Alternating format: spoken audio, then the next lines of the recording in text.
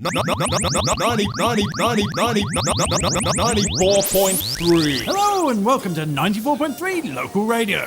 I'm Jim. And I'm Andy, and this week we're in the intensive and critical care ward of the local hospital after last night on his way home, Jim accidentally ran over his next door neighbour. And we're here at the hospital to check in on old Frank, apologise to him and wish him well as to try and talk him out of these silly claims that I was high on speedball. A ridiculous accusation, I have to say. Everyone knows Jim drives much better on speedballs. Better, faster, more reckless. I could stop dead from 90 and park it sideways. If no one stood on the neighbouring driveway. Even then you did it, Jim. I just couldn't get out on my side. So we're here to talk old Frank out of it with a pocket full of cash, a winning smile, and if all else fails, we'll suffocate him with a pillow. Of course, not an action we would normally take, but if we endanger the ratings of the show by letting Jim get locked up, we've been informed by Jose, our boss, he'll kill us both and feed us to the dogs. So we're under orders to either buy Frank's silence or silence Frank. A job Jim should have finished off last night, but let's not point the finger at whose actions have driven us to the path of having to commit murder live on the radio, and instead sit back and enjoy the sounds of the hospital chapel. Please God, let Margaret get better. Please God, help him now. Please God, please God, please God, let my dick get bigger. Please God, please God, please God, double sixes. Double sixes! Yay! I'm going to spend it all on crack. Boo! And whores. High-class whores. Yay! Good crack and high-class whores, that's what you get in the media. 94.3. Welcome back to 94.3 Local Radio. And we're here in the hospital chapel with the hospital chaplain, who we will be interviewing in just a moment. That's right, Jim, because ever since the discovery of the Dead Sea Scrolls back in the 1950s, archaeologists and theologians alike have been tantalised by the prospect of finding more long-lost scriptures from the Bible. With the latest cache discovered, having been translated recently, we have with us one of the foremost experts in the field, Ivor M. Massivecock. Mr. Massivecock, hello. Please, there's no need for such formality. My friends call me Dickie Longschlong. Well, Ivor, it's a pleasure to have you with us here. And I believe you're going to read out some of the passages from the recently discovered scrolls, which I believe you helped translate. Yes, I am. Just to set the record straight, I didn't actually translate the text. I merely oversaw the translation of the text. Oh, really? And what did that entail exactly? I'm afraid I can't say, as the court case is still ongoing. And by oversee the translation, do you mean you engaged in voyeuristic behaviour regarding the toilet visitations of the actual translator? Yes, that's exactly what I meant. Okay, I think we've got the wrong guest here. I'm absolutely outraged. Who are you? I'm Ivor Massivecock, and I was relieving myself in the bathrooms while waiting to be interviewed for this show when some damn pervert kept trying to eye up my embarrassingly small penis. Hey, wait a minute. I know you. It was him. That's the man. Wait, it wasn't me. Not him. You. Andy, really? Sorry, Jim. Couldn't resist it with a name like that. And does the hat fit? No, Jim. I'd say rather not. He does have really very, very small genitals. I'm stood right here. Yes, of course. So you are. Well, you're here now. Why don't you sit down and do the interview? Well, okay then, but who's this man here? He looks kind of familiar too. He's the guy up in court for perving on you in the bathrooms when you were translating the text. Oh, is he? I never really looked at his face. Couldn't take your eyes off it, could you? You were waving it in my face. You shouldn't have been on your knees. I was trying to put it in my mouth. Oh, well, this is fascinating, but perhaps we'd better move things along, shall we? So, Mr. Massivecock, it's a pleasure to have you here with us, and I believe you're going to read out for us some passages from the recently discovered scrolls. Yes, I am. Large portions of the text have now been deciphered, and here first are 3 shorter passages that have been translated from the first batch of the scrolls discovered. The first is very interesting. It gives us some insight into the day-to-day life of Jesus. and begins.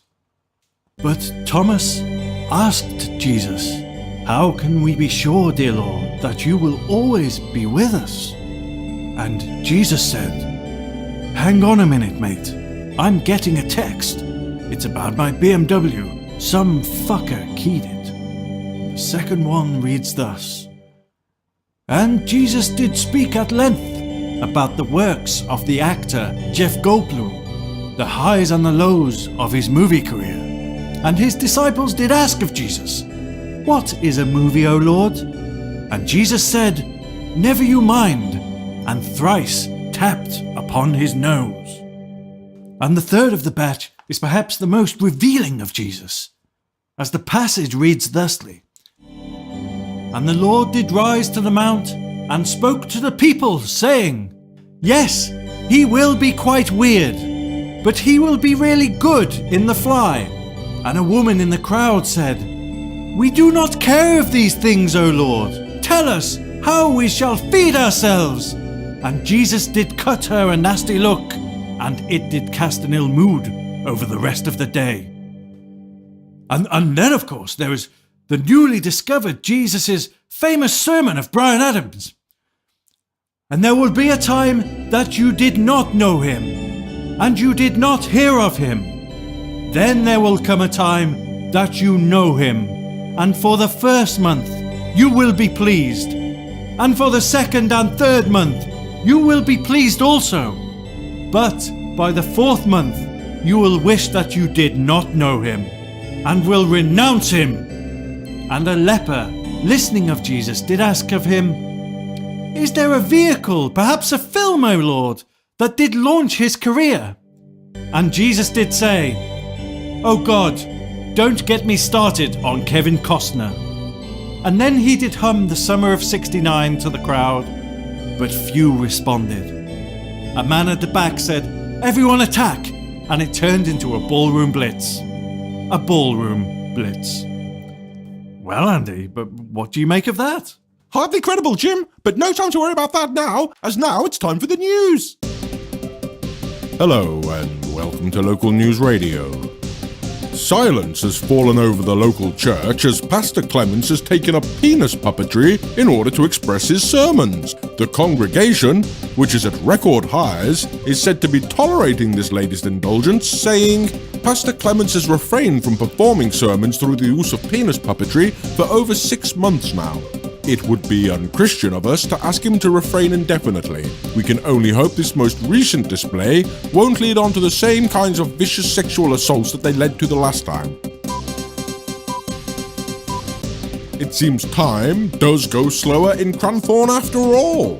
The town, widely lamented for its arcane concrete structures and pig bowling alley, has long been accused of being a time drain, with both locals and visitors claiming the dull, grey, lifeless surroundings create the illusion of time dragging at a painfully slow rate. However, recently, scientists high on crack have discovered an interdimensional time wormhole hidden under the town that has the side effect of decreasing the rate in which time passes in the surrounding area. The findings were questioned by a team of scientists high on heroin, but were upheld to be true. Locals have said, "This is all we need. Life here is miserable, and we refuse to try to make it any better ourselves." The town of Blue Haven has changed its name to Red Haven after the paint factory exploded there yesterday. Local residents have said, "It's gone everywhere, and we can't be bothered to clean it up. It's just easier to change the name of the town." Whilst critics of the town have said, "We don't care what it's called, we just don't like the town, and all the people there smell like paint." Local parson, Pastor Parsons, made the amusing quip, "It brings a whole new meaning to painting the town red." 16 people were killed in the blast and a further 23 people are presumed exploded.